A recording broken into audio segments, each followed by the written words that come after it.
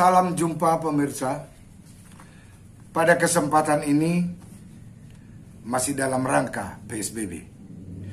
Kita berbicara atau membahas tentang pledoi. Pledoi adalah kegiatan dari penasihat hukum atau pengacara untuk membela kliennya. Sama seperti bagaimana jaksa menyusun surat tuntutan, begitu juga pengacara menyusun pledoi atau pembelaannya. Dibuat dalam bentuk karya tulis, bab demi bab, dari mulai pendahuluan yang menarik perhatian semua orang untuk didengar.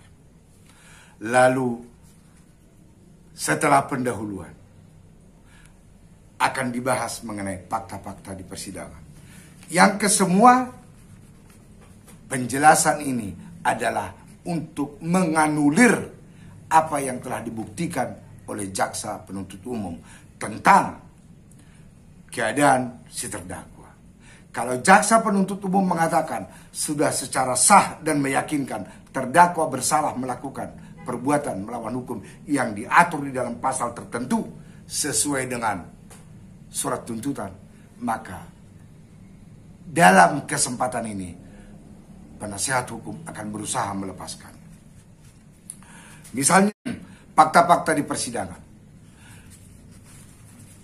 Pengacara akan berusaha mengatakan bahwa sesungguhnya fakta yang ada di dalam persidangan ini, kalau kita lihat, maka tidak merujuk pada apa yang disebutkan oleh jaksa penuntut umum, bahwa terdakwa telah salah melakukannya.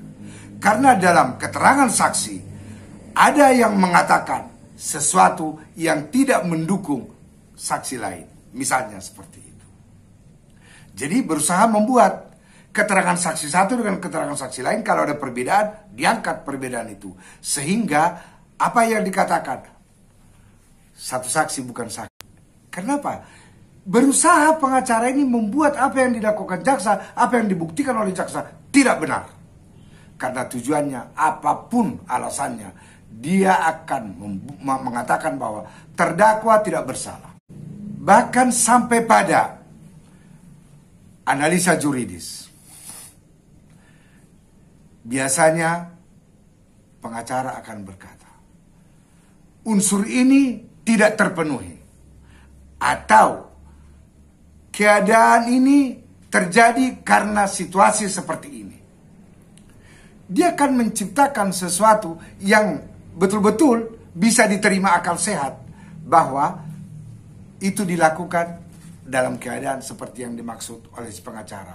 Katakanlah misalnya, dia melakukannya dalam keadaan opermah, atau nudur ekses, atau notustan. Artinya, dia melakukan karena keadaan darurat, atau pembelaan darurat, atau kelebihan pembelaan darurat, yang kesemuaannya itu ada dalam daftar penghapus pidana. Artinya, siapapun yang melakukan perbuatan itu tidak bisa dihukum, karena dia melakukannya dibungkus oleh dasar penghapus pidana. Atau diusahakan salah satu unsur tidak terpenuhi, misalnya tidak ada unsur ingin memiliki, karena barang tersebut sesuai fakta di persidangan, begitu diambil langsung dibuang. Atau tidak ada tindakan mengambil dari terdakwa. Yang ada adalah barang itu dititipkan atau diserahkan padanya, sehingga dia tidak melakukan pengambilan. Maka kalau salah satu unsur tidak terpenuhi, maka pasal yang dituduhkan gugur demi hukum. Kalau tidak ada tindakan mengambil, maka bukan pencurian. Kalau tidak ada tindakan atau keinginan untuk memiliki, bukan pencurian. Jadi demikianlah caranya.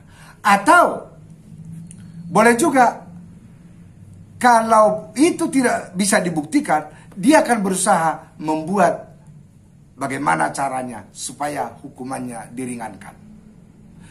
Dia masuk dalam peringan pidana. Banyak yang diatur mengenai tentang peringan pidana. Katakanlah misalnya, orang ini adalah masih anak-anak, maka hukumannya dikurangi sepertiga. Atau dia tidak tahu, atau dia disuruh. Dalam delnaming ada itu. Dalam penyertaan, delnaming itu penyertaan. Ada. Dia adalah orang yang disuruh. Dan menurut hierarki, dia patut. Oleh sebab itu, dia masuk dalam kesimpulan. Lalu dia katakan, mohon kepada Yang Mulia untuk membebaskan terdakwa dari dakwaan jaksa penuntut umum. Karena terdakwa tidak terbukti melakukan perbuatan pidana. Demikian penjelasan pada hari ini. Bagi mahasiswa yang ingin belajar, belajarlah terus. Pakai ini sebagai pembanding. Sampai jumpa.